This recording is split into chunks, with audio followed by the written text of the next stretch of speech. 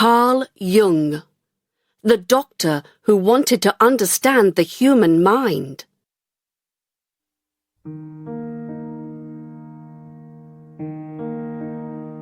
I was a doctor, but my main interest was in people's minds, not their bodies. My ambition was to help people who had personality problems. I tried to understand their minds. I became a kind of philosopher as well as a doctor.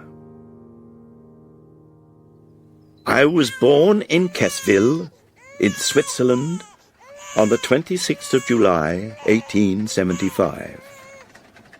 My father was a priest who worked in the countryside and in small villages. I was the fourth child of my parents, but I was the only one who lived to be an adult. When I was young, my parents taught me about their religious beliefs.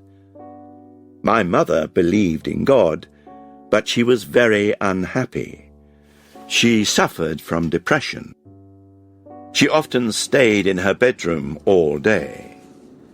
She said that spirits, ghosts, visited her in the night and talked to her. I became very interested in these strange events when I was a child. They were called occult phenomena. I was always a thoughtful child, and I spent a lot of time alone, thinking about myself. I decided that I had two identities. One was the identity of a shy schoolboy who lived in the 19th century, the person who my friends and family knew, but I also had the identity of a much older person from the 18th century. This other identity was someone who was powerful and clever. He was someone whose words people believed.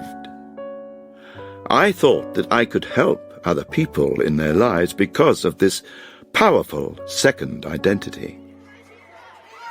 One day at school, another boy knocked me over, and I was unconscious for a short time. For the next 6 months, I didn't attend school. Every time I thought about school or tried to do some school work, I became unconscious again. I stopped thinking about my future, and I let my fears control my life. Later in my life, this event helped me to understand neuroses, a mental condition that makes people worried and afraid for a long period of time. But when I was young, it was my father who helped me to deal with my problem. One day I heard my father talking to someone else about me. He said that he was worried about me. He thought that I would never be able to get a job and earn money for myself.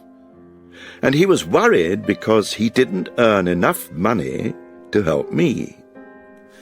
At that moment, I understood that my father was a poor man.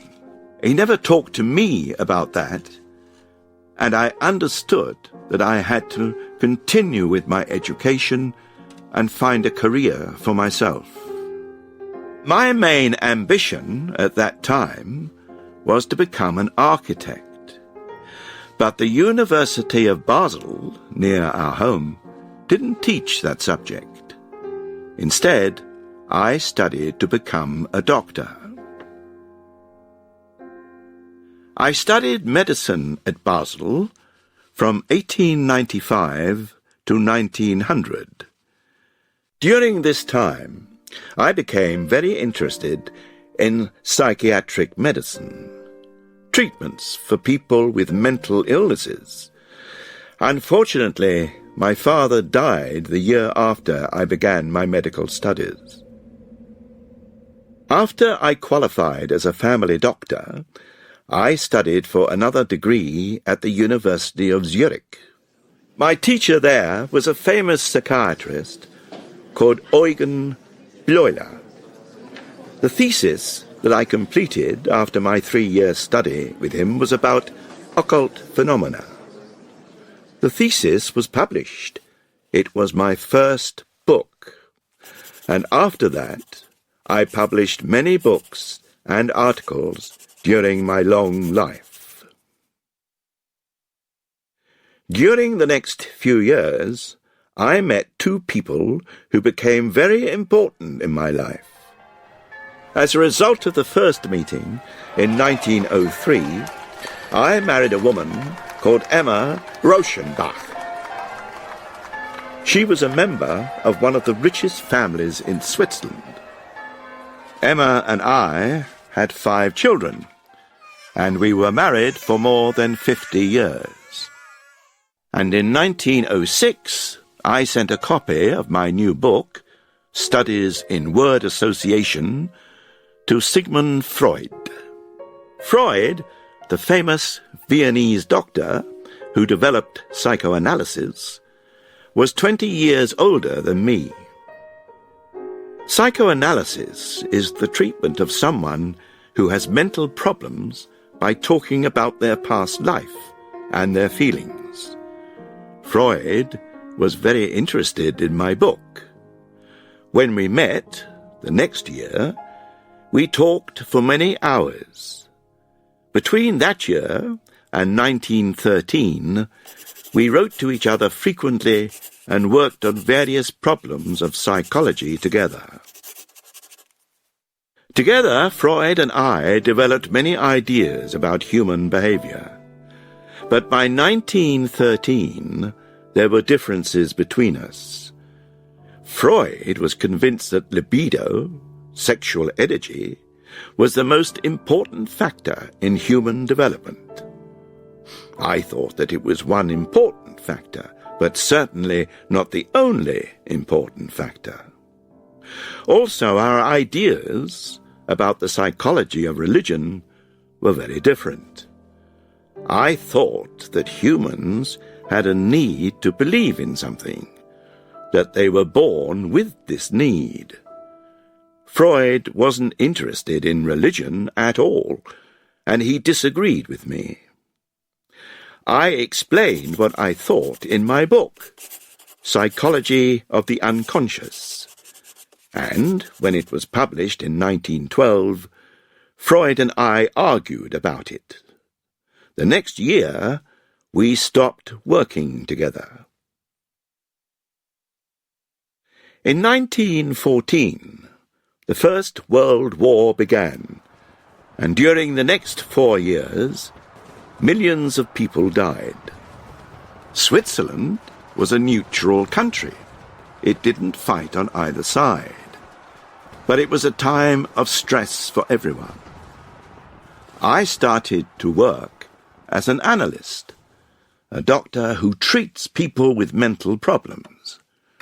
I had many patients who'd lost their interest in life. I treated them by talking to them. They told me about their fears, and they told me about their dreams.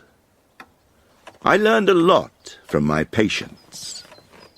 Then, in the years after the war, I studied people's cultures and their languages. My wife was rich, so we were able to travel. We traveled in many European countries. We also went to North Africa, Kenya, the USA, and India. During those travels, I found many links between different peoples and different cultures. I became very interested in Eastern philosophies. They increased my feeling that people's beliefs were important. I was already involved in medicine, psychology, and psychiatry. But now I became interested in archaeology too. But treating patients with mental problems was always my main ambition. When I returned to Switzerland, I had more and more patients. They were all trying to understand their lives. No technologies, no drugs, and no prayers could solve their problems. But I helped them to understand their thoughts and their behavior. I asked my patients about their present lives and their future wishes, instead of talking always about the past with them, like Freud did. I wanted them to ask themselves, "Who am I?" And I wanted them to ask, "Where am I going?" Freud had written a lot about the unconscious mind, but I thought that his understanding of it was too simple. I thought that people had a personal unconscious, which was only theirs. But I thought that there was also a collective unconscious, which was shared by all people. I thought that an analyst needed to work with both of these types of unconscious mind.